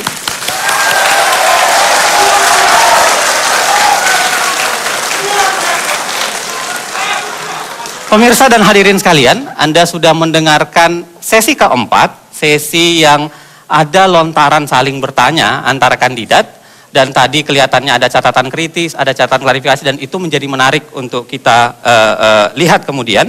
Kita akan pindah ke segmen kelima. Segmen kelima ini adalah segmen di mana saya akan memberikan satu pertanyaan penutup. Jadi Anda kaitkan dengan misi visi Anda. Jadi misi visi Anda itu kan saya tadi perhatikan Pak Prabowo dan Pak Hatta Rajasa, begitu juga Pak Joko Widodo dan Pak JK. Tapi ada banyak obstacle di antaranya. Apa yang Anda lakukan kira-kira untuk itu? Nanti akan saya tanyakan, jangan kemana-mana, kita kembali ke debat calon presiden dan wakil presiden Indonesia 2014. Sesaat lagi.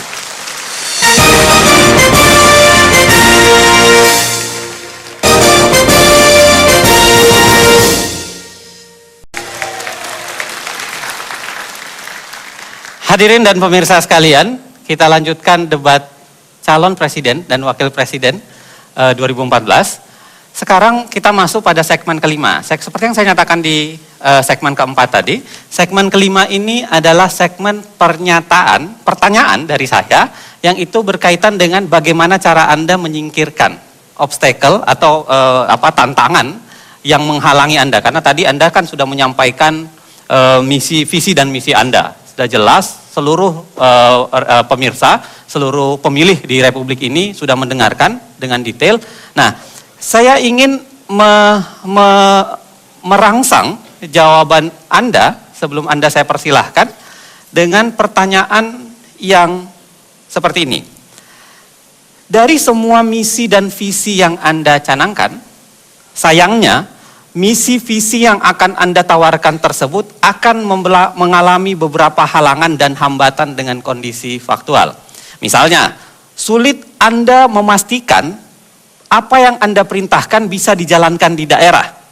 Dengan dilakukannya pemilihan langsung, kepala daerah yang terpilih seringkali merasa tidak memiliki kewajiban untuk menaati apa yang ditetapkan oleh pemerintah pusat. Karena merasa ikatan politiknya itu langsung ke rakyat, bukan ke pemerintah pusat.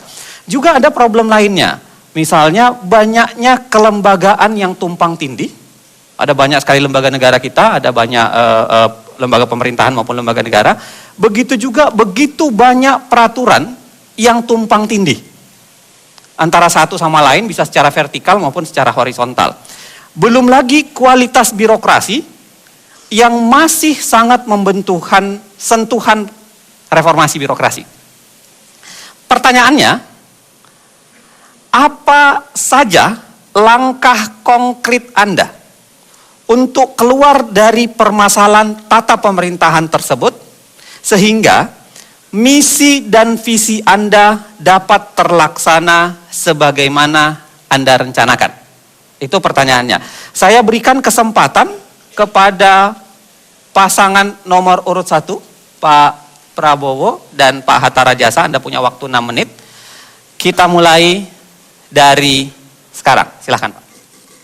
Kami sadar sepenuhnya bahwa setiap usaha perbaikan, setiap transformasi pasti akan ada halangan, dan kita sudah mengerti halangan tersebut. Tumpang tindihnya peraturan, kemudian para pemimpin politik yang mungkin berasal dari latar belakang yang berbeda, dengan kepentingan yang berbeda. Tetapi saya kira ada strategi tertentu untuk menghadapi kondisi ini. Yang pertama adalah kita harus memilih beberapa sektor yang menentukan. Kita tidak bisa memperbaiki keadaan sekaligus di semua sektor. Kita harus pandai memilih sektor mana yang merupakan kunci yang akan mempengaruhi sektor-sektor lain. Dan setelah itu kita harus menentukan sasaran, menentukan objektif. Berarti ini yang sering disebut management by objective. Tentukan sasaran, baru setelah itu kita ambil langkah-langkah menuju sasaran itu. Dan sasaran itu tidak boleh banyak. Kita harus menentukan mana. Pangan, sektor pangan harus kita. Karena dengan pangan, dengan ketahanan pangan, dengan swasembada pangan, kita bisa dapat hal-hal yang lain. Kita bisa dapat keamanan, kita bisa dapat ketenangan rakyat, kita bisa dapat rasa optimis rakyat. Kita bisa menghemat devisa. Dengan devisa kita bisa investasi. Dengan investasi roda ekonomi jalan. roda ekonomi jalan, kesejahteraan umum naik. Jadi tentukan sasaran mana. Kami sudah menentukan pangan, energi, infrastruktur, reformasi birokrasi. Itu sasaran-sasaran pokok yang harus kita selesaikan duluan. Kemudian kita juga jangan lupa sekarang the power of public opinion. Opini rakyat itu sangat menentukan.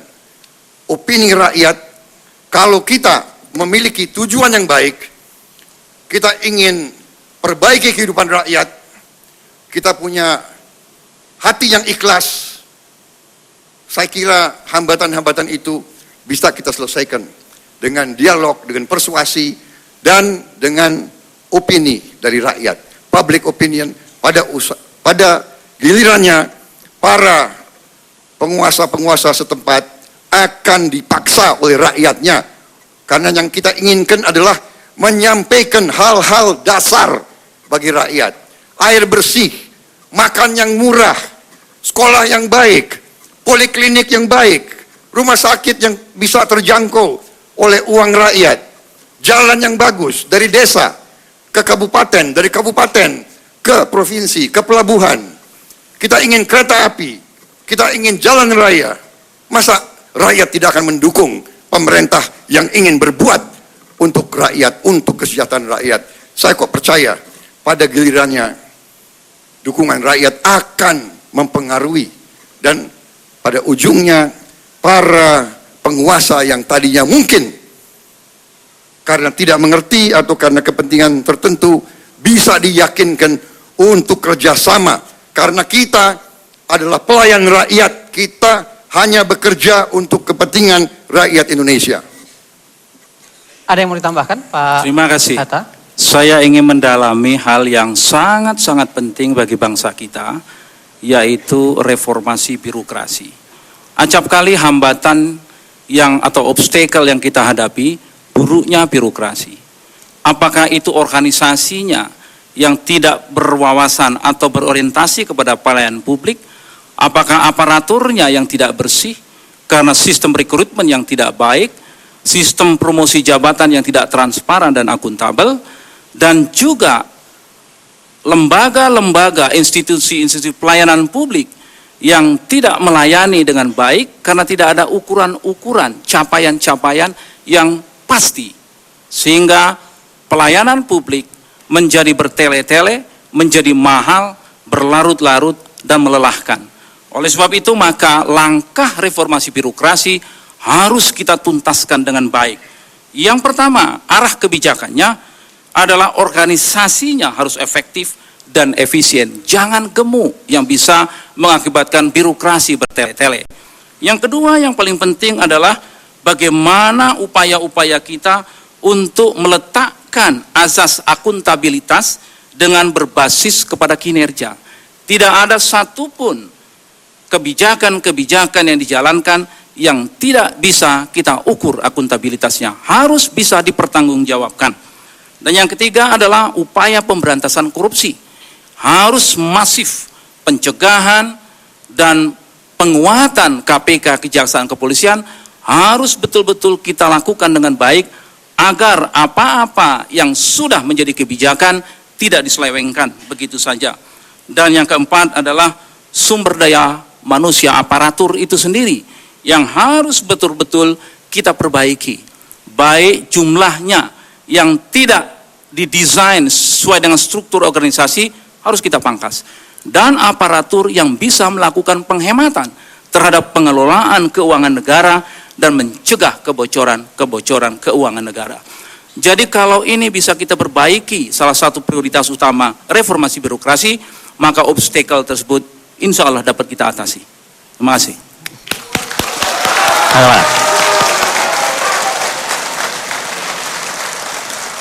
Baik, kita sudah mendengarkan jawaban dari kandidat pasangan nomor urut 1. Kita beralih ke kandidat nomor urut 2, pertanyaan yang sama. Anda punya waktu 6 menit untuk mengomentarinya atau untuk menjawabnya. Saya persilahkan 6 menit Anda dari sekarang. Silakan. Terima kasih. Jadi tadi yang ditanyakan itu daerah yang tidak mengikuti pusat. yang pertama. Yang kedua, banyaknya lembaga yang tumpang tindih, banyaknya peraturan yang tumpang tindih. Kemudian yang ketiga, masalah kualitas birokrasi. Saya ingin menjawab yang pertama, kenapa daerah tidak mengikuti pusat? Bisa mereka mengikuti 100% apa yang diarahkan oleh pusat. Dengan cara apa? Dengan politik anggaran. Karena 85%, rata-rata 85% anggaran daerah itu berasal dari pusat. Oleh sebab itu, dengan politik anggaran kita bisa mengendalikan daerah. Kalau tidak mau, beri punishment. Kalau ada prestasi, berikan insentif, berikan reward kepada mereka. Gampang sekali, hal sederhana yang sering tidak dilakukan. Politik anggaran bisa kita lakukan. Misalnya, masalah pembangunan pelayanan terpadu satu pintu. Daerah diperintah semuanya harus membuat itu. Kalau tidak, bisa DAK-nya, dana alokasi khususnya dipotong. Atau dana alokasi khususnya dikurangi. Itu sudah buat daerah sudah mengerikan. Inilah politik anggaran yang akan kita jalankan, agar daerah sejalan seiring dengan pemerintah pusat. Yang kedua, masalah lembaga yang tumpang tindih, peraturan yang tumpang tindih. Saya kira kalau peraturan ini lewatnya hanya satu pintu, di seknek, dikembalikan lagi ke sana, keluarannya akan jelas. Tetapi kalau semua kementerian bisa mengeluarkan aturan-aturan yang tidak lewat pintunya jelas, di sekretariat negara saya kira akan terjadi seperti ini. Banyak peraturan daerah yang bertentangan dengan pusat, banyak peraturan gubernur juga yang tidak sinkron dengan peraturan, banyak sekali. Oleh sebab itu, pintunya harus diberi satu, sehingga keluarannya akan kelihatan dan seiring sejalan dengan arah yang sudah digariskan dari pemerintah pusat. Kemudian mengenai kualitas birokrasi,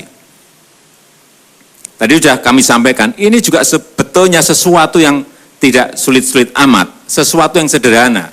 Tetapi kita ini sudah pesimis. Kalau saya, Pak JK, sangat optimis bisa membenahi organisasi. Karena apa? SDM-nya baik-baik. SDM-nya baik. Pinter-pinter. Ada doktor, ada magister, ada magister manajemen, ada sarjana, banyak sekali. Kenapa tidak berjalan dengan baik? Karena sekali lagi, sistemnya tidak dibangun. Sistem yang baik tidak dibangun di situ. Tadi sudah saya sampaikan, e-government, semuanya, dari e-budgeting, dari e-procurement, e-purchasing, e-katalog, e-audit, cash management system, semuanya harus dibangun. Kalau itu dilakukan, pemerintah pusat ini gampang. Saya tinggal cari tab satu aja, pencet daerah ini dapat uang berapa, masuk berapa, keluar berapa, bisa, setiap saat bisa dilakukan. Panggil saja programmer untuk melakukan itu. Enggak ada 2 minggu bisa dirampungkan. Enggak ada masalah. Artinya jangan pesimis. Kita harus optimis karena memang bisa melakukan itu dan sudah kita laksanakan. Sudah kita buktikan. Yang kedua tadi kami sampaikan mengenai kualitas birokrasi. Masalah pola rekrutmen yang memang harus kita cari yang terbaik, yaitu dengan seleksi dan promosi terbuka. Kalau itu dilakukan, saya kira juga hal yang sederhana, ini hanya masalah niat atau tidak niat. Mau atau tidak mau. Hanya itu aja. Silakan Pak JK. Pak JK ada mau tambahkan? Masih ada waktu 2 menit 16 detik, silakan. Terima kasih Pak Jokowi. Tadi sudah dijelaskan lengkap sebenarnya. Namun kami hanya ingin tambahkan bahwa itulah tugas pemimpin. Meyakinkan di bawahnya untuk melaksanakan tugas-tugas yang sama sesuai tujuannya. Kalau pemimpin tidak sanggup meyakinkan bawahnya, memang bukan pemimpin yang baik. Jadi jangan menyalahkan daerahnya, menyalahkan bagaimana cara pemimpin itu. Pengalaman kami, selama apa yang kita ingin tuju itu dapat yakini yang baik, sesuai dengan tujuan bernegara, kemakmuran, kemajuan, di daerah juga dapat dilaksanakan. Kedua, toh di pusat juga ada kegotong royongan pemerintahan, di daerah juga ada kegotong royongan yang sama, walaupun berbeda. Partai haruslah menjadi ketaatan kedua setelah ketaatannya kepada pemerintah. Dia harus ikut polisi partai, tapi yang harus diikutinya yang pertama ialah tujuan bernegara. Itulah diyakinkan. Yang kedua, tanggung jawab pemimpin. Kalau tanggung jawab pemimpin telah diinstruksikannya, maka yang pemimpin bertanggung jawab. Bukan bupati itu kalau dia telah melakukan salah, kalau materinya salah, jadi adalah juga keyakinan, kemudian tanggung jawab. Dan juga menjaga semua sistem yang jalan.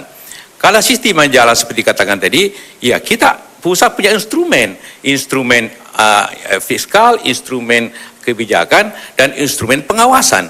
Ada BPK, ada BPKP. Kalau dia tidak sesuai dengan aturan pusat, dengan mempergunakan instrumen-instrumen itu sebenarnya pemerintah itu cukup kuat.